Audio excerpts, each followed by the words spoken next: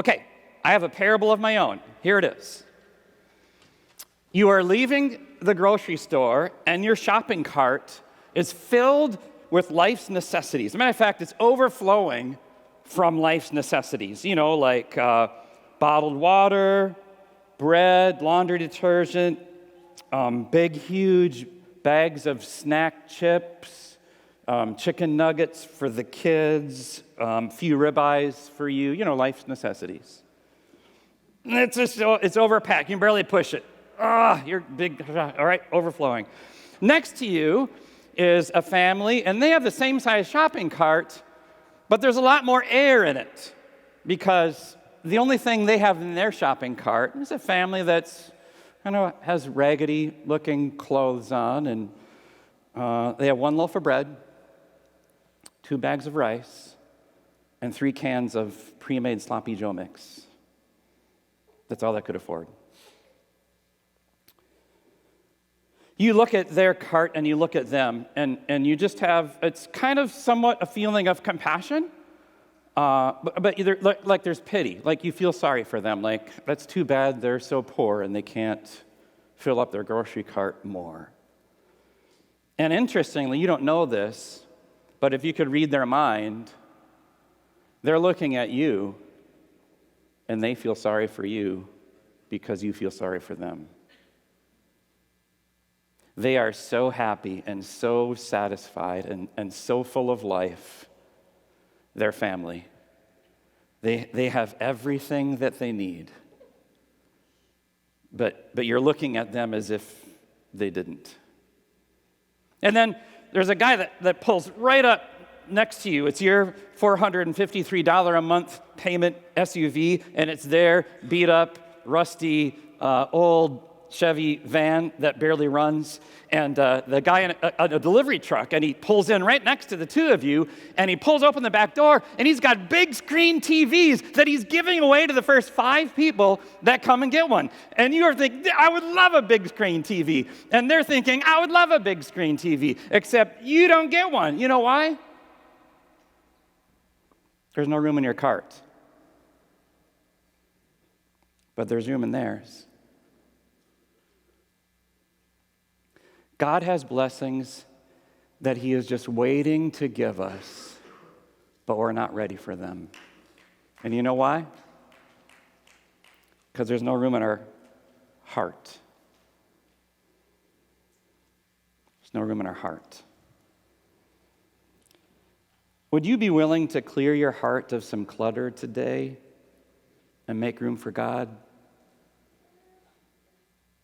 I mean, can you be brave enough to say, I need to work at letting some stuff go so that there's less goods in my life and even less greed along with it, and there's more God? Can you be greedy for God? Do you want to know what that looks like?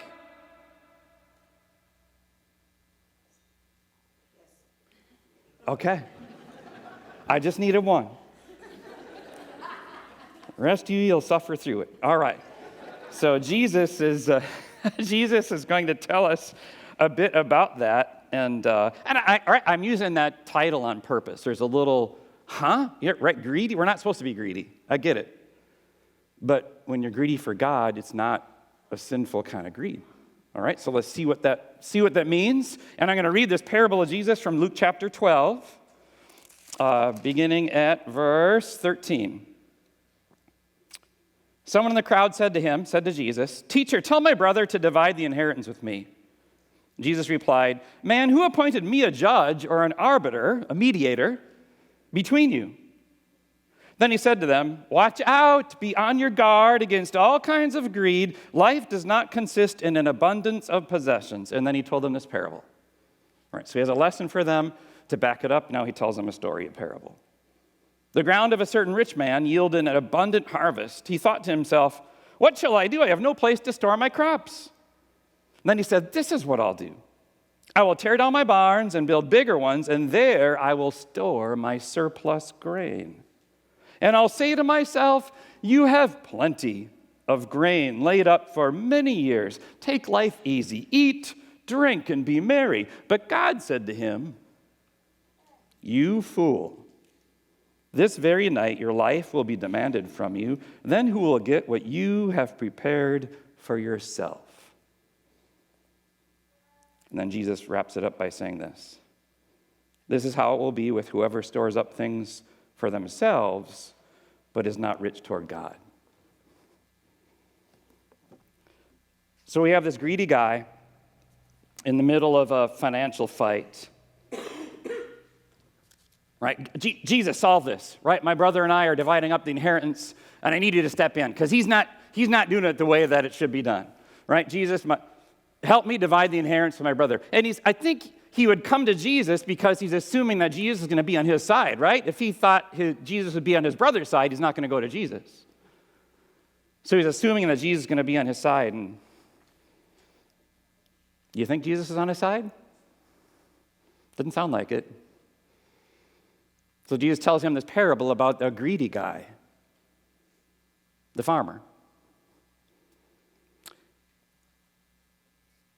We don't know what the man to whom Jesus told this parable, we don't know what happened after the parable. It just ends. But it would seem like it maybe didn't go so well. That's a presumption. But, I mean, do you think that this greedy guy in the middle of a financial fight that wanted Jesus on his side, do you think that he saw in the parable that Jesus was giving a picture of another greedy guy and that was him? I hope so. Now, here's the difficulty about this parable, the biggest challenge. It's not understanding. It's very easy to understand the parable. The difficulty, the challenge, is seeing that the greedy guy in the parable is you. Because I'm reading this and we're all thinking, right, that greedy guy over there sure needs to hear this. Woo! Our church would have a cross on top of it right now if everybody else gave money, like, and God is saying, whoa, whoa, whoa, whoa, whoa. Because that's why Jesus tells us parables, so we put ourselves in them. And he wants us to be in this parable. And so the greedy guy in the parable is not a demented villain. It's a good man trying to make a good income. It's a good farmer. And the greedy guy in the parable is not some ultra-rich billionaire like Elon Musk who just like, that's not me. I'm not even on that planet. That's just not me. That's not who the greedy guy in the parable is. The greedy guy in the parable is pretty much like average, everyday American. That's you and me. And Jesus puts it like this. Watch out, be on your guard against all kinds of greed. Life does not consist in abundance of possessions. Who should be on whose guard? You be on your guard. Not Tom, not Dick, not Mary. You be on your guard. Here, globally, I looked for statistics, and globally, how many pairs of shoes does the average person in the world, this is global, how many pairs of shoes does the average person in the world own? Who says 1 through 5, that range? 1 through 5? Hands? Okay. 6 through 10? Few. 10 through 20? All right, 50% of you said 1 through 5. 50% said 5 through 10. 25% said, I'm terrible at math. 50% said 1 through 5. 25% said 6 to 10. 25% said higher. 7. The global average is 7. Now, I get you're thinking, wow, there's some in the undeveloped countries that don't have, they just have 1. I know, but guess what? The rest of us, right, balance it out. Thankfully, us Americans help balance that out. What's the American statistic? The average American, not 7, 19.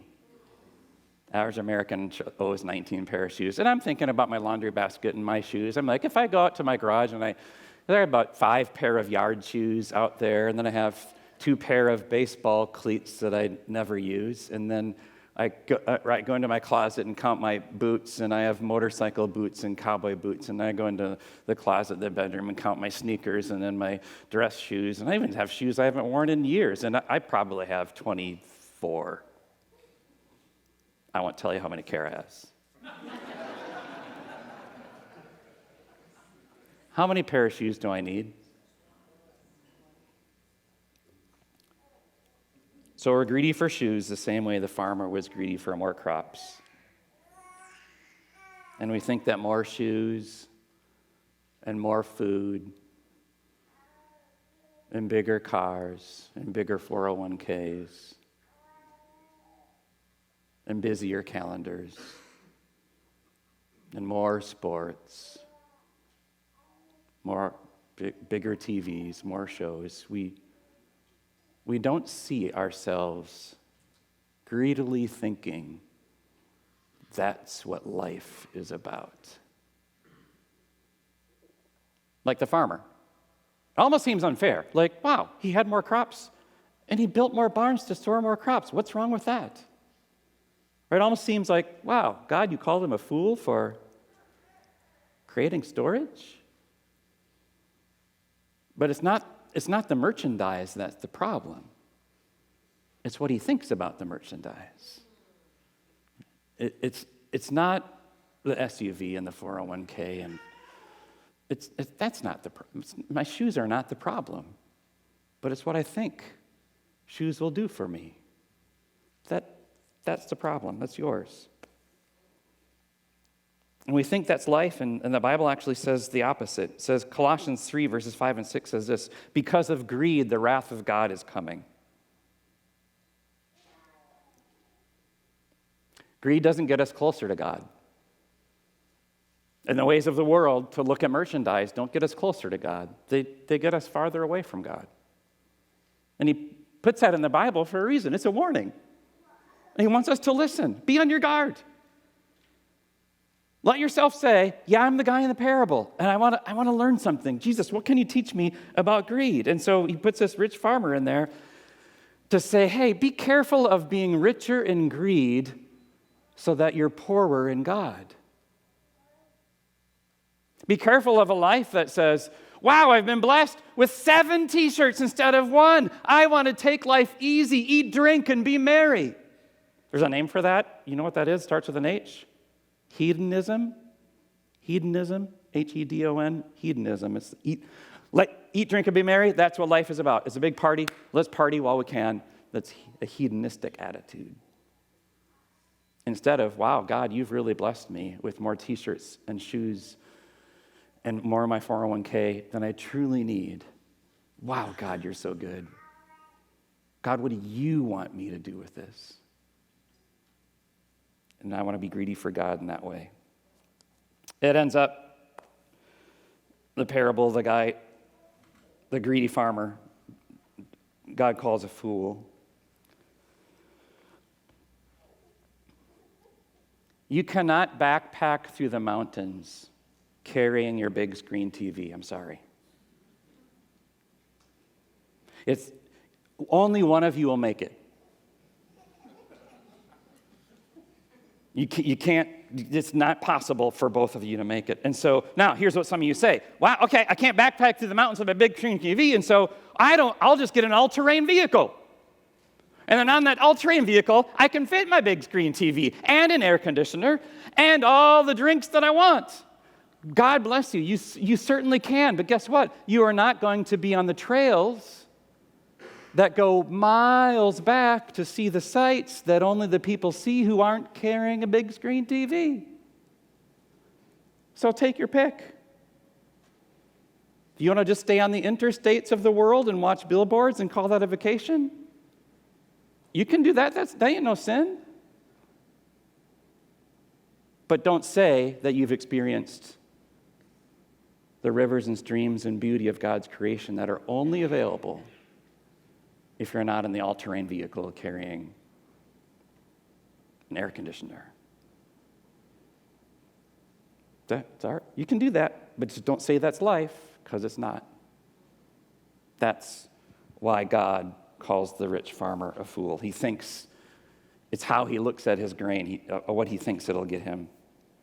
It's time for our lives to consist not in greed for goods, but in greed for God. Right? So I'm using that greed feeling and aspect to say that very sense that you get, it's an appetite, it's a lust. Man, I need one more gun.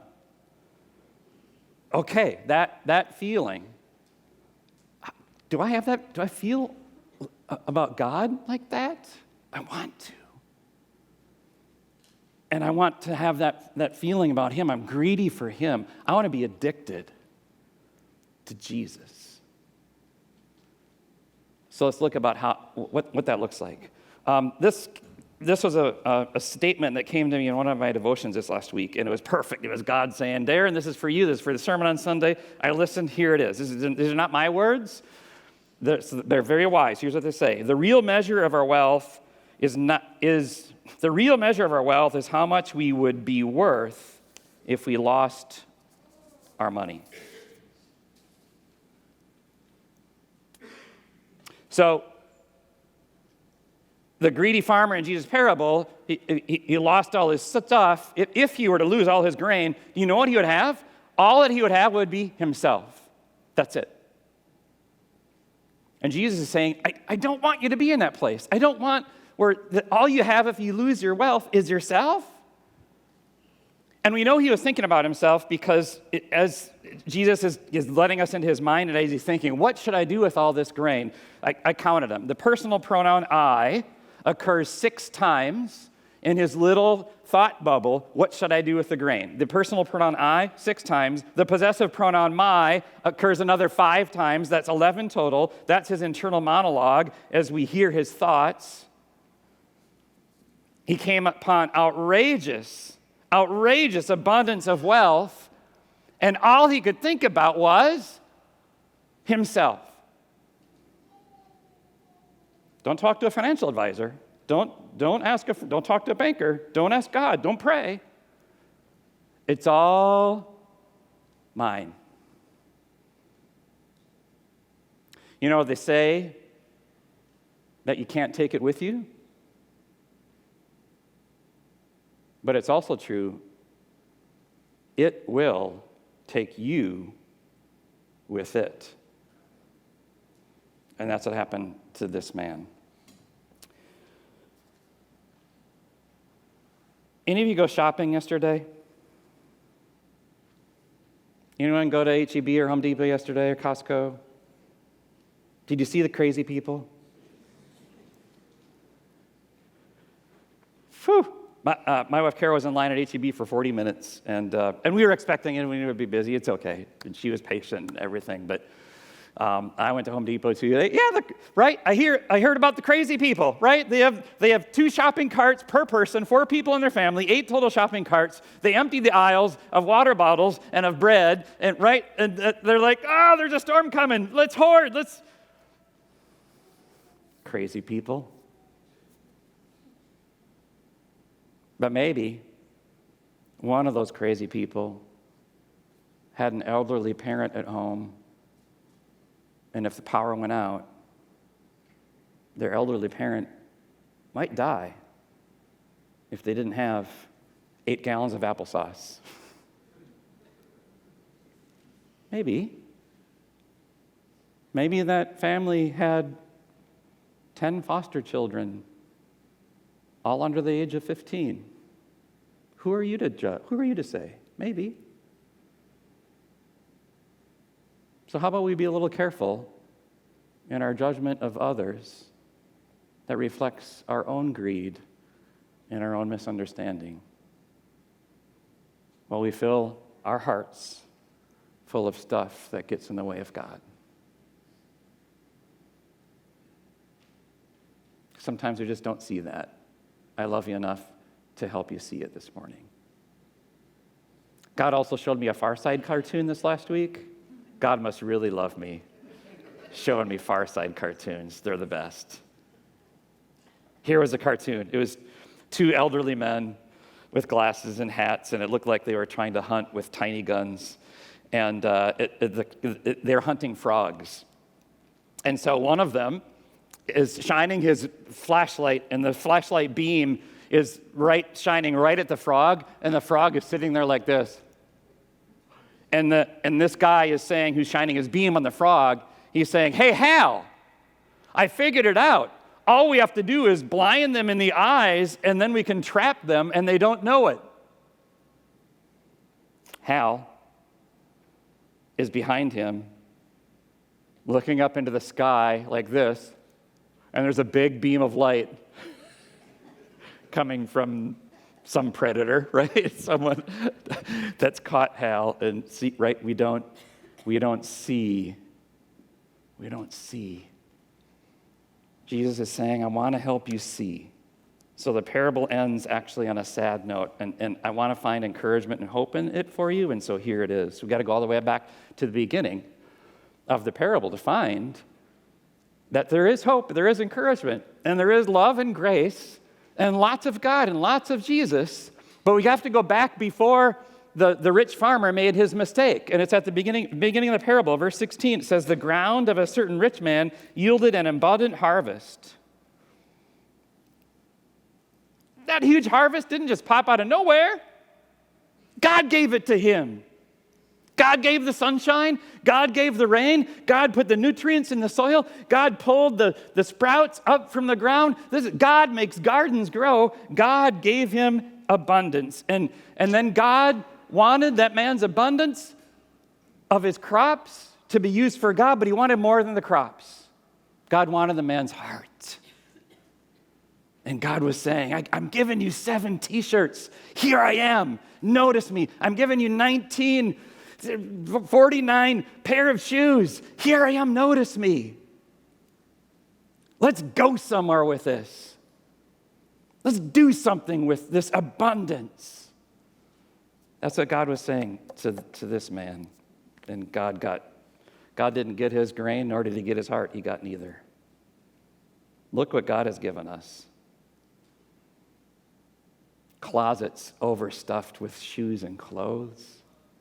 Cupboards filled with rice and beans and peanut butter and protein snacks and smoked canned oysters. Cupboards, your cupboards at home are not bare. They are full. Cars filled with gadgets. Like what? These Teslas have like computer screens? They don't even have buttons anymore? You just have a computer screen? Guess what? It's awesome. That is awesome. It is great to be a rich American. It's not wrong. It's not a sin. Don't be walking around slumped over with guilt because we are a rich American and there's people in the world who don't drive Teslas. That's not your fault. God gave you this awesome car. If you have 29 guns, good. Thank you. Rejoice. It's not wrong. You can be rich. There are rich people in the Bible. It's not a sin to be rich. Be rich. But make sure that you're rich for God.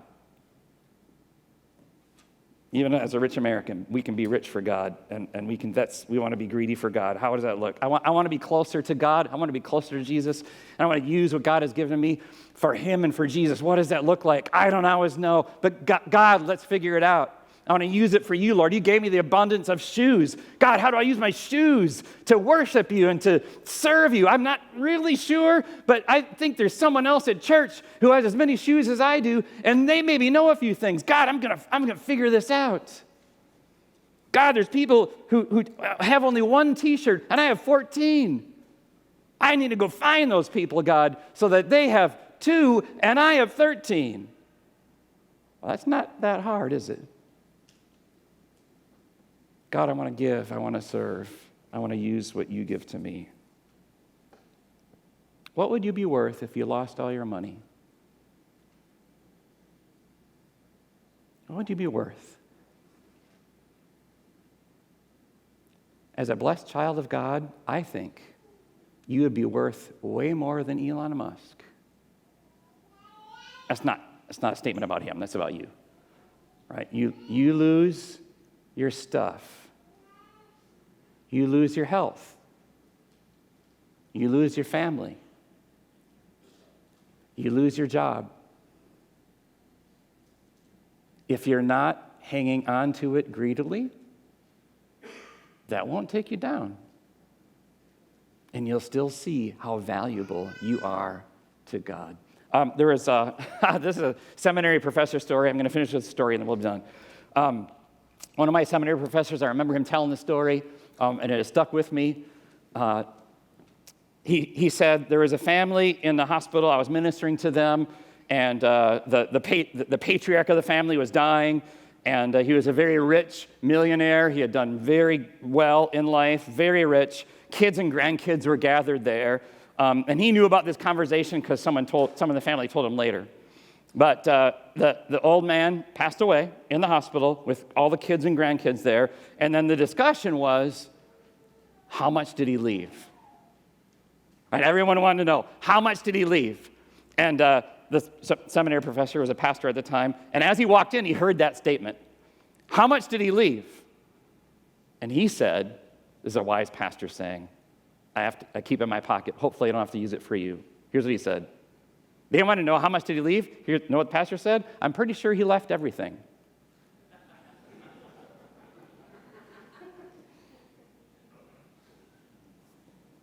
How much has Jesus left us?